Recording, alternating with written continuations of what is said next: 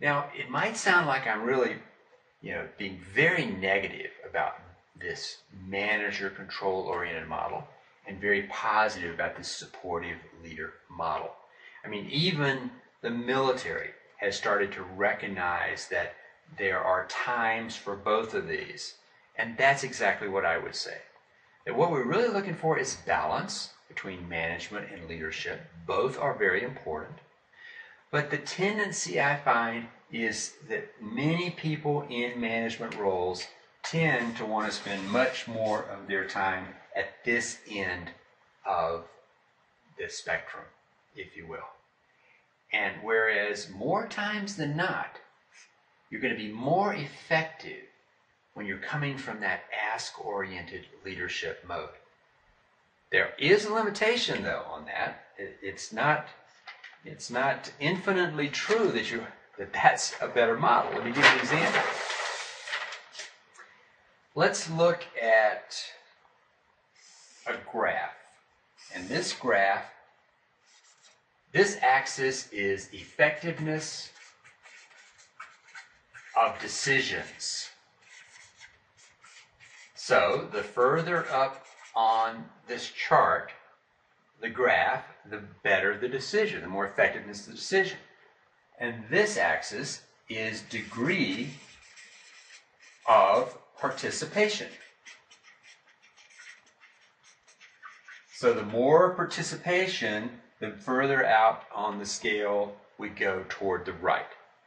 Now, if the ultimate was to have everyone participate until we have 100% agreement, 100% alignment on every situation, then this graph would start out, and the more participation, the better, the more effectiveness the decision would be. And yet, that's not real world from my perspective. From my perspective, what I have seen is the graph looks something like this. It does start out very rapidly, but it tends to hit a peak and come back down.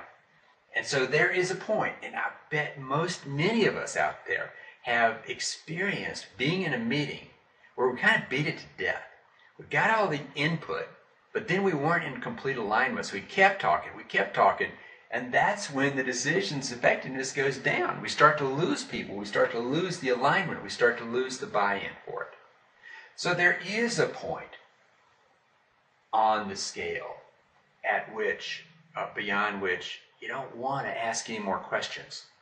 You just want to take control, if you will. Make a decision based on the input.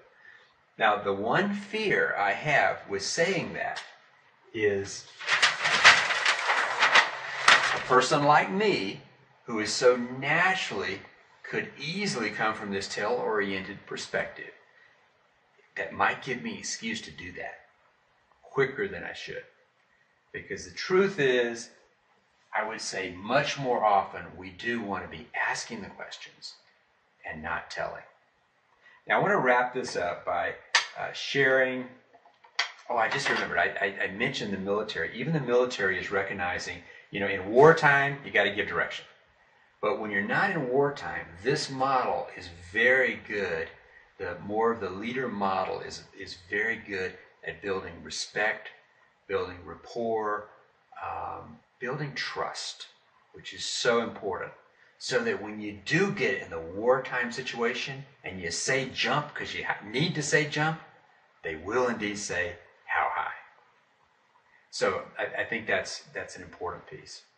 Now, so I'd like to share an example that I had in my own personal life in this. This is decades ago when I was still with Hewlett-Packard Company, and I was asked to, a significant promotion for me. I was so excited about it. I was asked to move to Connecticut to manage the worldwide business that Hewlett-Packard did with GE. And so they're headquartered there, so I moved to Connecticut. And I spent the first month, this was what an opportunity for me. Had a lot of visibility even at the CEO level of Hewlett-Packard. And so big opportunity for me. So I spent the first month gathering data, looking at lots of numbers and where the business was coming from, what the business looked like, and I created a business plan. And in about a month, I felt like I had it nailed. I knew exactly what we needed to do to double the business, which was huge because it was already a very large business. And in 2 years, by the way. So that was my job, to do that, to make sure, or to lead that effort, to manage that effort. And so I had it all ready. I was excited. I said, okay, send it out to the 28 teams and wait for the responses. So I relaxed for a few days.